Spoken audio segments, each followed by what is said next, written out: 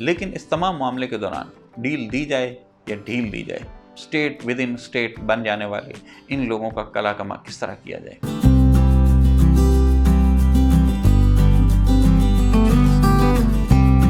بسم اللہ الرحمن الرحیم۔ ملک پاکستان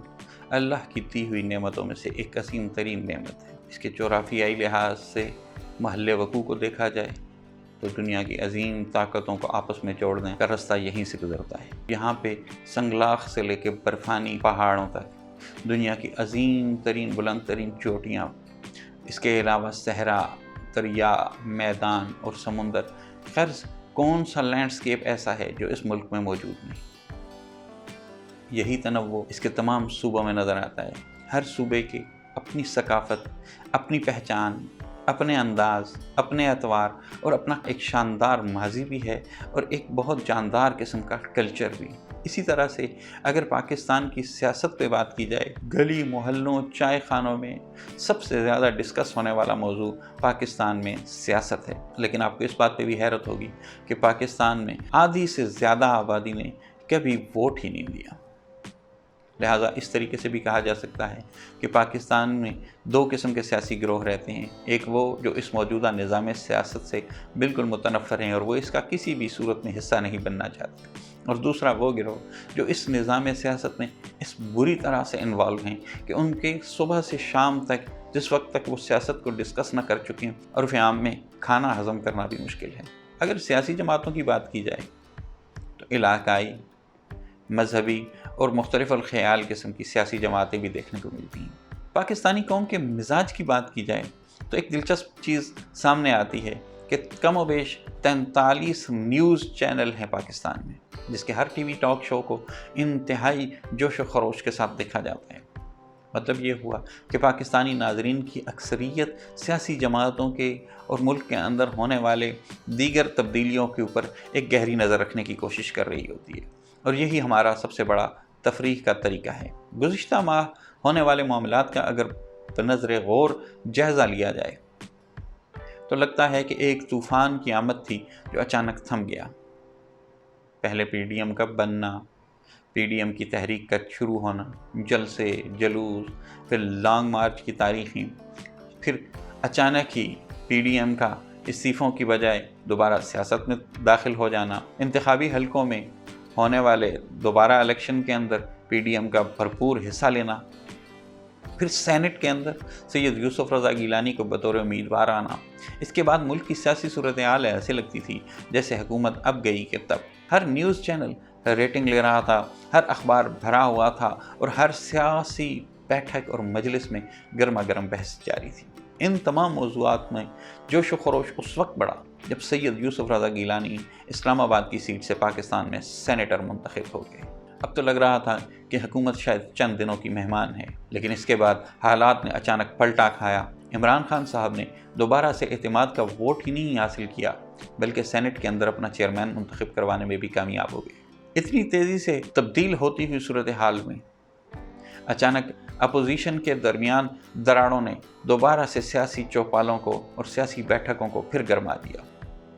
اب کی لڑائی حکومت اور اپوزیشن کے درمیان نہیں تھی بلکہ اپوزیشن اور اپوزیشن کے درمیان تھی، یعنی پیپلز پارٹی اور مسلم لیگ نون کے درمیان تھی، جو کہ اپوزیشن لیڈر کے معاملے پہ نہ تو اتفاق رائے سے اپنا امیدوار لا سکے اور نہ ہی لانگ مارچ کی مجوزہ تاریخ دے سکے۔ گمان ہو رہا تھا کہ اب دوبارہ سیاسی طور پہ ہلچل ختم ہو گئی ہے۔ عوام کو یہ محسوس ہو رہا تھا کہ اب حکومت کو دور دور تک کوئی پریشانی نہیں، اب ستہ خیراں والا معاملہ ہے۔ دوبارہ سے ان سیاسی مجلسوں کی رونق بحال کرنے والی اپوزیشن کی جماعتیں تھیں، لیکن اس دفعہ ان کی لڑائی حکومت کے ساتھ نہیں بلکہ اندرونی معاملات تھے۔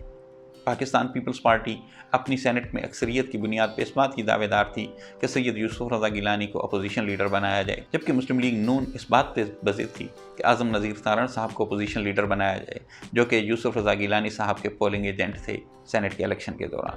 اب دونوں جماعتیں ایک دوسرے کو برداشت کرنے کو تیار نہ تھیں،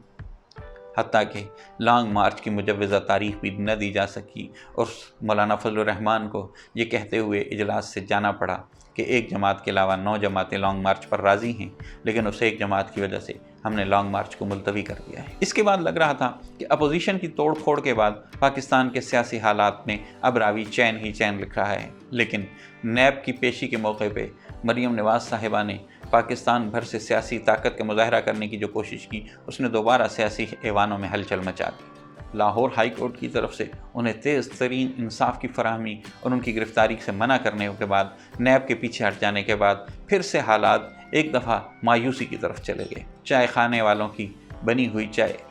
کے ٹیبل پر دھری کی دھری رہ گئی، لیکن اس دوران شریف فیملی کے درمیان کی چپکلش کو میڈیا کے اندر بے انتہا پذیرائی ملی۔ کوئی دور کی کوڑی لا کر حمزہ شہباز شریف کو پنجاب کا وزیر اعلیٰ بنا رہا تھا، تو کوئی ان دونوں بھائیوں کو آپس میں متصادم دکھا رہا تھا۔ اس ساری کہانی میں سب سے زیادہ دلچسپ موڑ اس وقت آیا جب